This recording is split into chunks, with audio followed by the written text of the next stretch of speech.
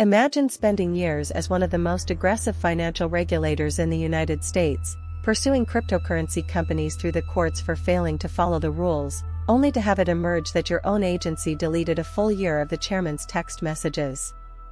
That is exactly what has happened. As of today, Thursday, July 23, 2026, the U.S. Securities and Exchange Commission has formally settled a lawsuit brought by Coinbase after it was confirmed that a year's worth of former chairman Gary Gensler's crypto-related communications simply vanished. The agency has agreed to pay Coinbase $150,000 and has committed to a wholesale overhaul of its internal record-keeping systems. This is not a minor administrative footnote. This is one of the most embarrassing public admissions in the SEC's modern history, and it raises serious, pointed questions about the transparency of the agency's years-long cryptocurrency crackdown. To understand why this settlement matters so much, you need to understand how it started.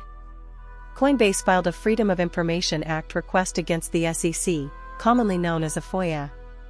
The company wanted access to internal communications between Gary Gensler and others inside the agency regarding their regulatory strategy towards cryptocurrency.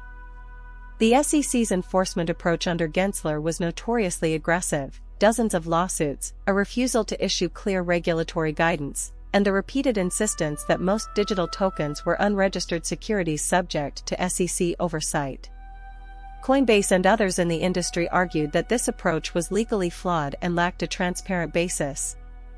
By requesting Gensler's internal communications, Coinbase was attempting to shed light on exactly how those decisions were made. What they found when the SEC responded was extraordinary. The agency could not produce a full year of Gensler's text messages. They were gone. The communications that went missing covered a period during which the SEC was actively shaping its entire posture towards the digital asset industry. These were not routine administrative messages. They related to Gensler's crypto thinking at the precise moment his agency was pursuing enforcement actions against some of the biggest names in the sector. The SEC has not offered a fully satisfying explanation for how this happened. Poor IT policy has been suggested, but the agency has stopped short of providing a detailed account. Coinbase argued forcefully in court that these messages could have been directly relevant to understanding the regulatory justification, or the absence of one, behind the SEC's enforcement choices. Under United States federal law, agencies are required to preserve official communications. The Federal Records Act exists specifically to prevent this kind of loss. The fact that it happened at the SEC, of all places, is a remarkable failure. So what exactly did the SEC agree to in settling this case? First, it will pay Coinbase $150,000. That figure was confirmed by Reuters on July 22, 2026, and has since been widely reported across financial and crypto media outlets. In the context of Wall Street finance, $150,000 is a relatively modest sum. But the symbolism of a financial regulator paying out to a company it spent years attempting to regulate carries weight that goes well beyond the number. Second, and arguably more consequential, the SEC has agreed to overhaul its internal record-keeping systems entirely. This means implementing stricter protocols to ensure that senior officials' communications are preserved properly in future. For an agency that routinely holds banks, brokerages, and public companies to extremely high standards of record retention, the requirement to reform its own practices is a deeply uncomfortable position to be in. The settlement was finalized this week and the terms were confirmed across multiple credible news outlets. The immediate impact of this settlement is being felt in several directions simultaneously. Within the cryptocurrency industry, there is a clear sense of vindication. Coinbase spent years and enormous legal resources fighting the SEC, not just in enforcement proceedings over whether its listed tokens constituted securities, but in this separate records battle over transparency. Winning that fight, and extracting both a financial payment and a structural commitment from the agency, validates the company's decision to hold the ground rather than capitulate. More broadly, the settlement adds to a growing narrative that the Gensler-era SEC operated with questionable transparency and a willingness to pursue aggressive enforcement without providing the industry with clear rules to follow. For retail investors and crypto market participants, the news has provided a degree of reassurance. The perception that the regulatory environment is shifting towards greater fairness and clearer guidance is gaining traction, and this settlement contributes meaningfully to that shift. There is a deeper issue at stake here that goes beyond crypto and beyond Coinbase. The SEC has the legal authority to sanction companies for failing to maintain proper records. It does so routinely.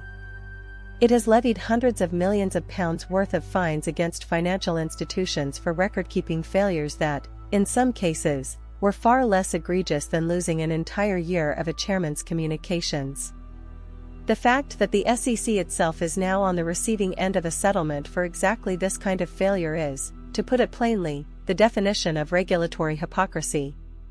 Legal analysts who have commented on this case have pointed out that the $150,000 payout is strikingly low compared to the fines the agency imposes on others for similar lapses. Critics argue the penalty should have been significantly steeper to establish a meaningful precedent. Supporters of the settlement counter that the record-keeping overhaul is the more substantive and lasting outcome. But the reputational damage is real and it will linger. Looking ahead from today, July 23, 2026, several developments are worth watching closely. The SEC under its current leadership has already been signaling a notably different approach to crypto regulation compared to the Gensler era. The overhaul of internal record-keeping practices will take time to implement properly, and whether the agency follows through with meaningful changes or treats it as a box-ticking exercise will be scrutinized. For Coinbase specifically, this settlement closes one significant front in what has been a multi-year legal battle with federal regulators. The company still faces other regulatory considerations, but the conclusion of this particular case removes a source of ongoing uncertainty. Looking at the broader picture, this lawsuit demonstrates something important. Industry participants are increasingly willing and able to use legal mechanisms, including FOIA requests and federal courts, to hold regulators to account. That represents a meaningful shift in the balance of power between watchdogs and the sectors they oversee, and it will shape the way agencies conduct themselves in fast-moving markets for years to come. So here is the takeaway from today's story. The U.S. Securities and Exchange Commission has agreed to pay Coinbase $150,000 and commit to a full internal record-keeping overhaul after failing to preserve a complete year of Gary Gensler's crypto-related text messages.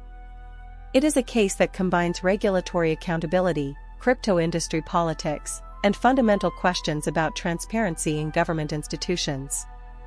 Whether you are a Coinbase investor, a cryptocurrency enthusiast, a legal observer, or simply someone who believes that regulators must be held to the same standards they impose on others, this settlement carries genuine significance.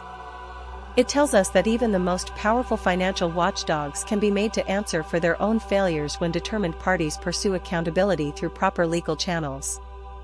The message from this case is clear and it deserves to be heard. No institution, however powerful, is above the rules it is charged with enforcing.